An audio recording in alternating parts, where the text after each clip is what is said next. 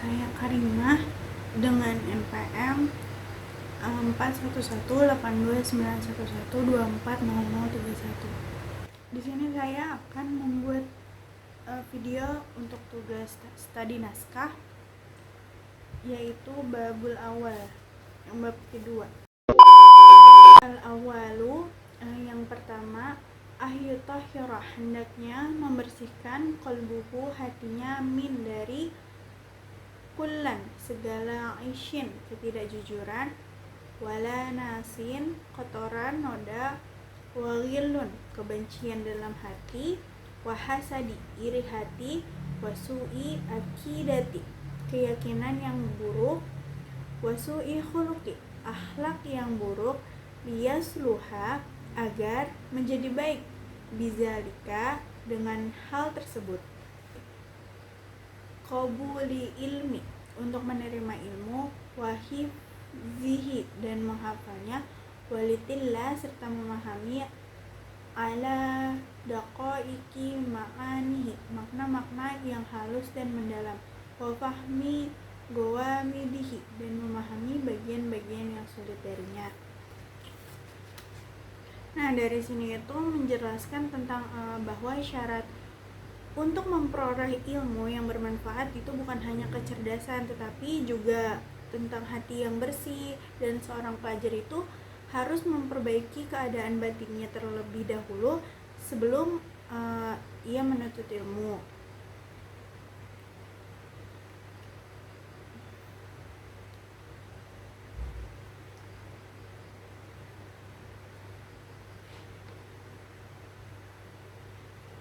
Jadi menurut para ulama di sini, hati itu seperti wadah. Jika wadahnya kotor, maka ilmu yang masuk tidak akan memberikan manfaat secara maksimal. Sebaliknya, jika hatinya bersih, ilmu akan mudah diterima, dihafal, dipahami, dan diamalkan. Pesan utamanya yaitu seorang pelajar harus membersihkan hati dan memperbaiki akhlak terlebih dahulu, karena hati yang bersih merupakan kunci keberhasilan dalam menuntut ilmu dan memahami ilmu secara mendalam.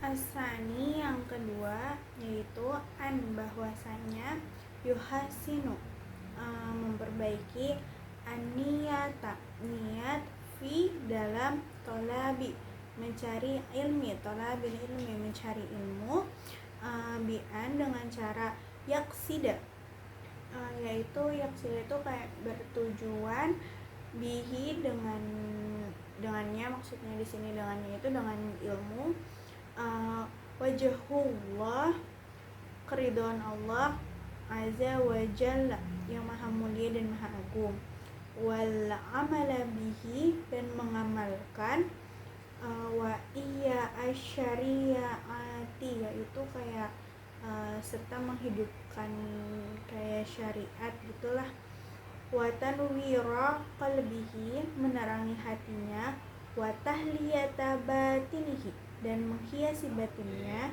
wa taqarruba, dan mendekatkan diri, ilallah, kepada Allah ta'ala, yang maha tinggi, wala, dan jangan, yaksidu, bertujuan, bihi, dengannya, al-aghrada dunyawiyata, tujuan-tujuan dunia, min, seperti tahsili, yaitu kayak memperoleh, ariyasati, jabatan, terus juga walajahi, kehormatan atau kedudukan, wal mali, yaitu harta, wa mubahatil akroni, menyombongkan diri kepada teman-teman, wa ta'zimin nasi lahu, agar dihormati manusia, wa nuhwi zalika, kayak semacam itu gitu, kayak semacam itulah.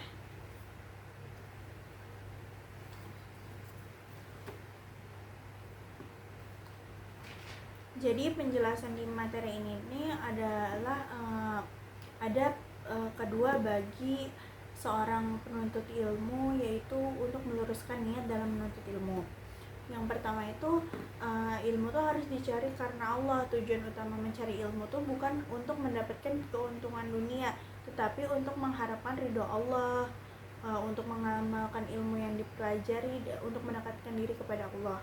Artinya ilmu bukan hanya untuk diketahui, tetapi juga untuk diamalkan menjadi sarana ibadah. Yang kedua itu bahaya niat yang salah.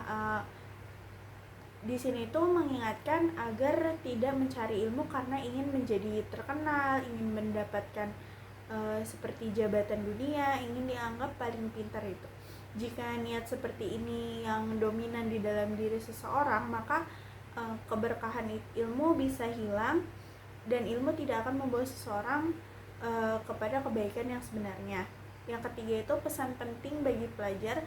Sebelum belajar, seorang pelajar hendaknya selalu bertanya kepada dirinya sendiri, apakah saya itu belajar untuk mendapat nilai, pujian dan pengakuan manusia, atau kayak untuk mencari ridho Allah dan mengamalkan ilmu. Semakin ikhlas niat seseorang dalam menuntut ilmu, semakin besar keberkahan ilmu tersebut dan semakin mudah ilmu itu memberikan manfaat bagi dirinya maupun orang lain. Nah, jadi intinya tuh kayak keberhasilan seseorang penuntut ilmu itu tidak hanya ditentukan oleh banyaknya ilmu yang dipelajari, tetapi juga oleh lurus dan ikhlasnya niat dalam mencari ilmu. Salisu, yang ketiga,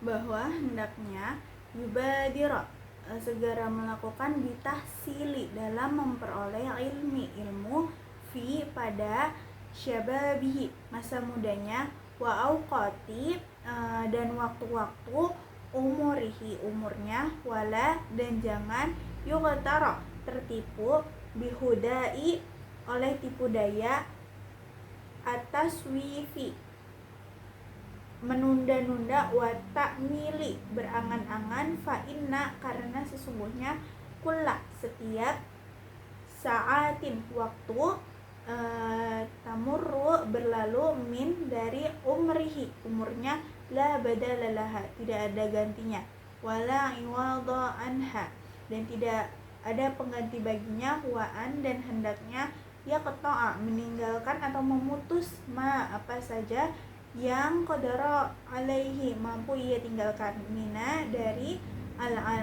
alaiki, hal-hal yang mengikat, asyailati, yang menyibukkan, wal awali iki, dan hambatan-hambatan, almaniati, yang menghalangi, an, dari tamamit tolabi, kesempurnaan menuntut ilmu, wabadli ijtihadi, mengerahkan kesungguhan, wa quwwatil jida, dan kuatnya keseriusan, fi tahsili, dalam memperoleh ilmu, fa innaha, karena hal itu, qawatiu, hal itu tuh kayak qawatiu itu semacam penghalang, thoriqil ta'allumi, jalan yang benar. Nah, penjelasan materi ini tuh adab seorang pelajar dalam memanfaatkan waktu untuk menuntut ilmu.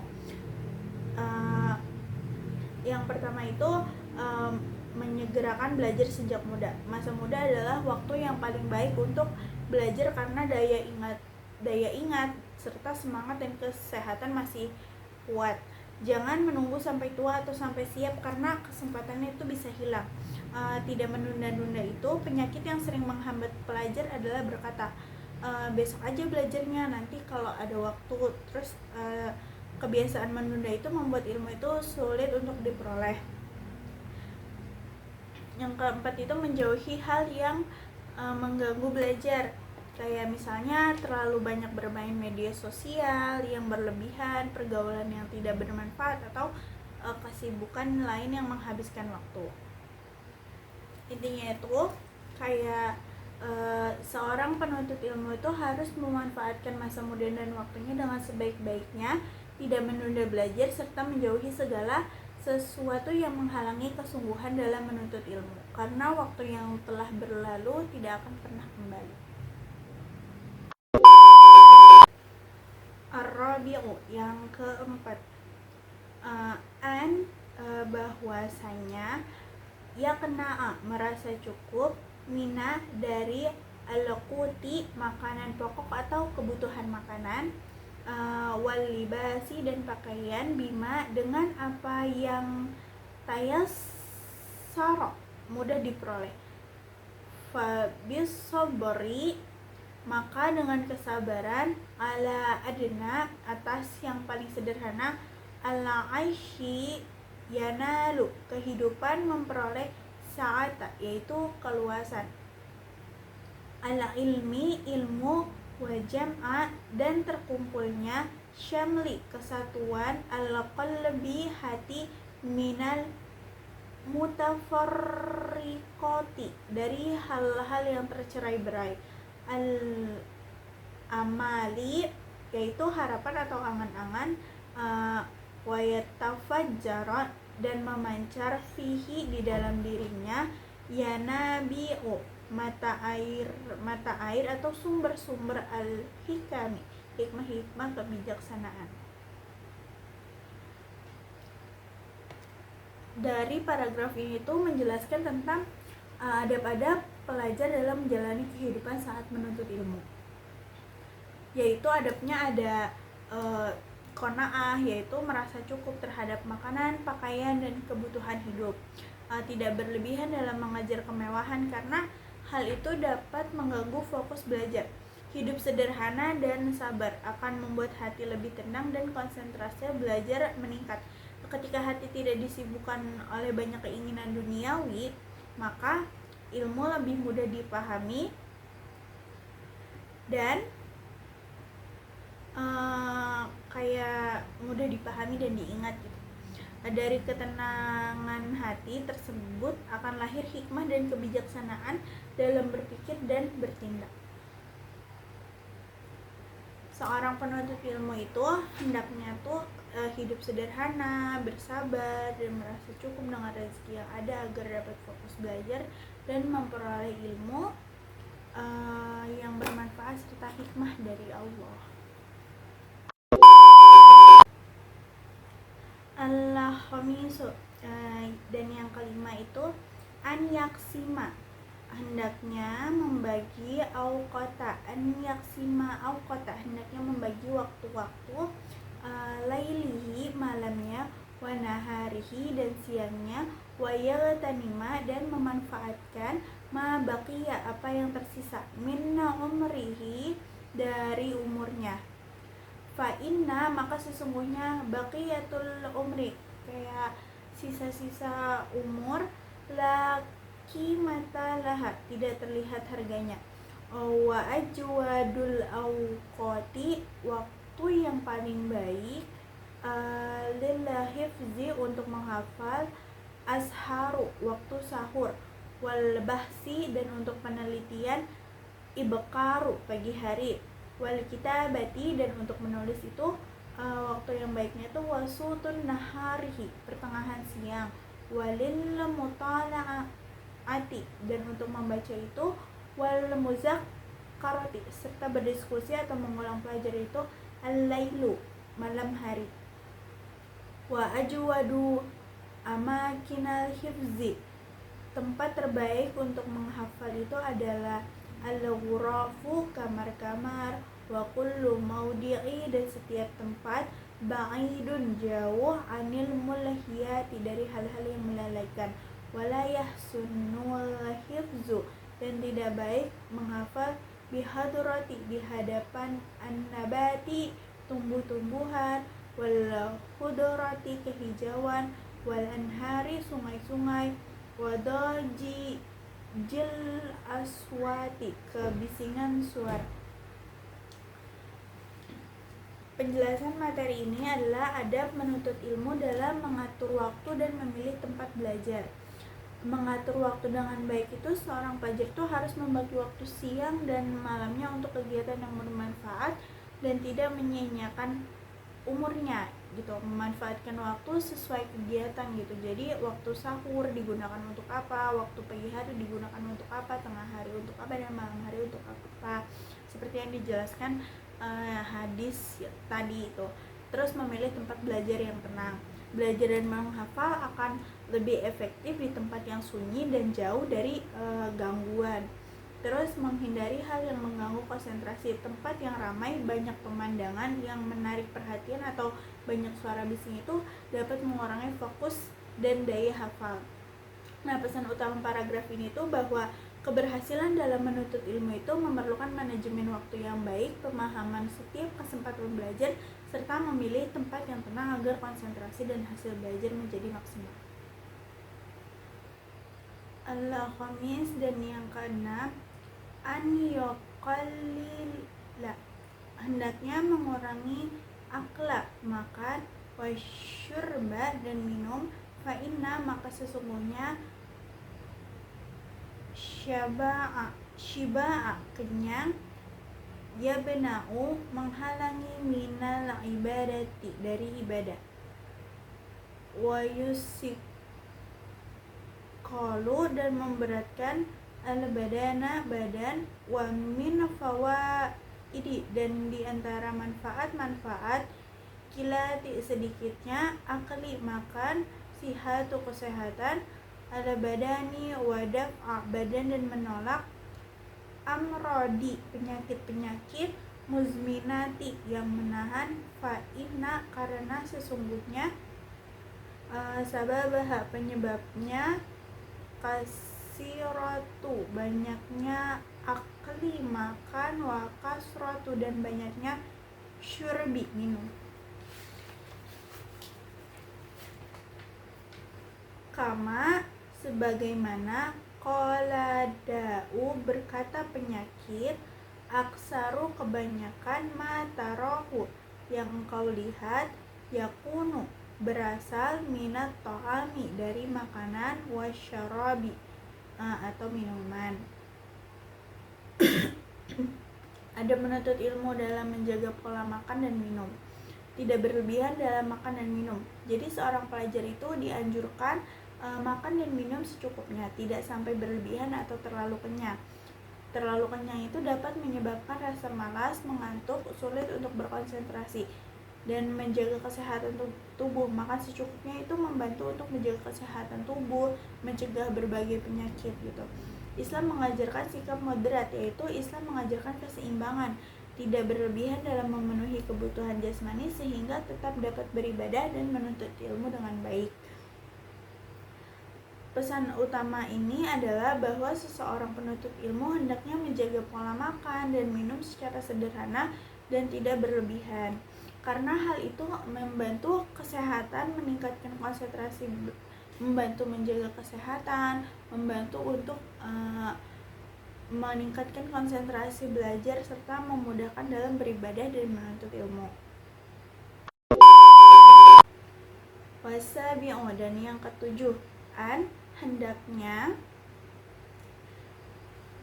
ya'khuza, membiasakan atau mengarahkan, nafsahu, dirinya, bilwarai, dengan sikap wara, wal ihyati, dan kehati-hatian, fi jami'i, dalam seluruh syu'unihi, urusannya, wa yataharra, dan berusaha mencari al-halali, yang halal, fi ta'amihi, dalam makanannya, wa syarabihi, dan minumannya, wa libasihi, dan pakaiannya, wa maskanihi, dan tempat tinggalnya, wa fi jami'i, dan dalam seluruh ma yahtaju ilaihi, yang ia butuhkan, liyastanira, agar menjadi terang, fallabuhu, hatinya, wa yasluha, dan menjadi layak, biqaulil ilmi, untuk menerima ilmu, wa nurihi, dan cahayanya, wa naf'i bihi, serta manfaatnya, wa yabagi, dan siyogianya, lahu, baginya, an yastamilu, untuk menggunakan rukhsah atau keringanan syariat, fi mawadi'iha, pada tempatnya, in idallah hajati, ketika ada kebutuhan, ilaiha, kepadanya, wa wujudi sababiha, dan adanya sebab, fi inallah, maka sesungguhnya Allah, yuhibu, menyukai, anusuta,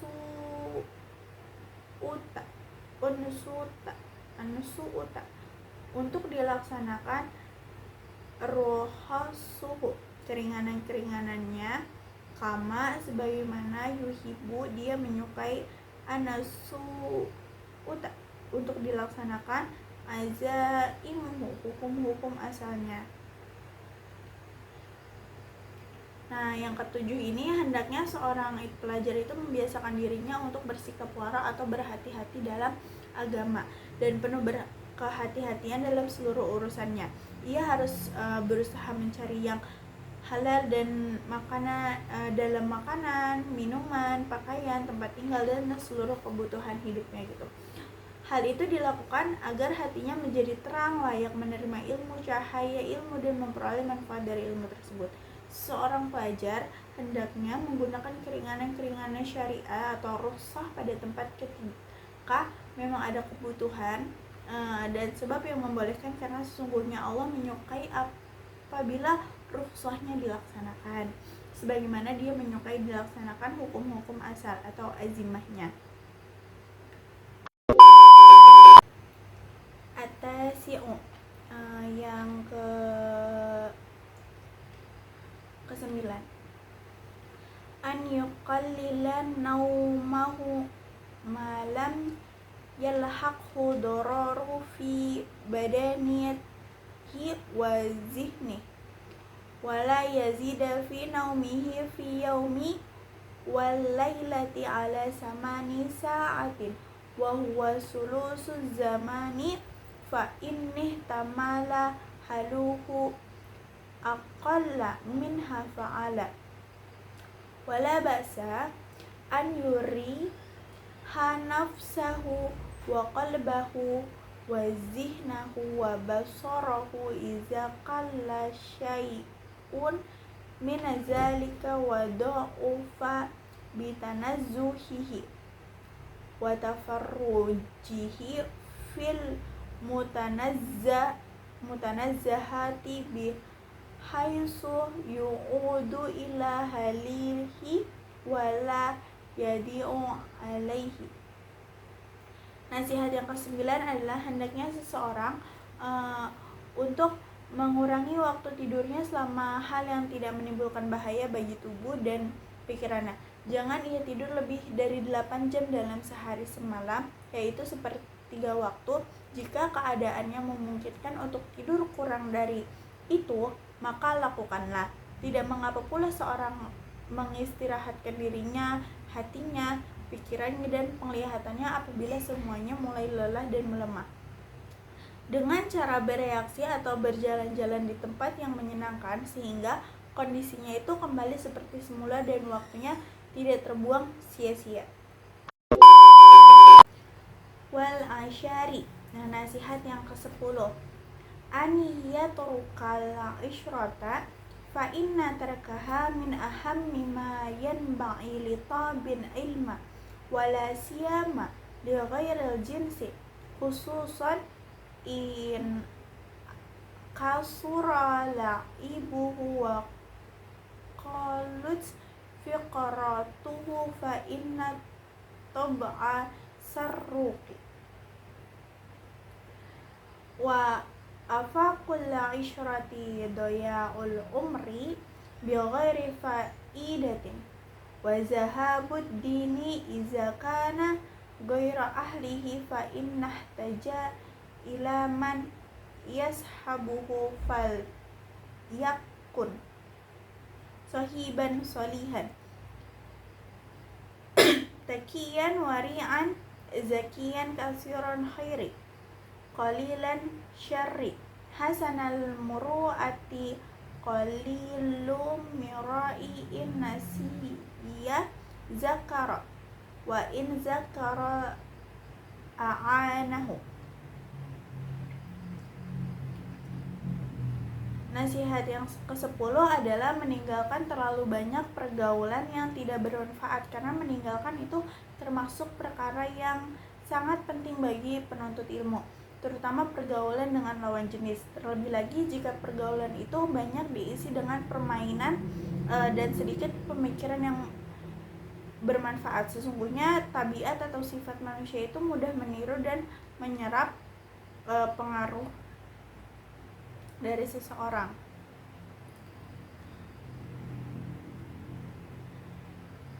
Terus juga bahaya dari pergaulan yang buruk adalah terbuangnya umur tanpa manfaat dan hilangnya agama apabila pergaulan dengan orang yang bukan ahlinya.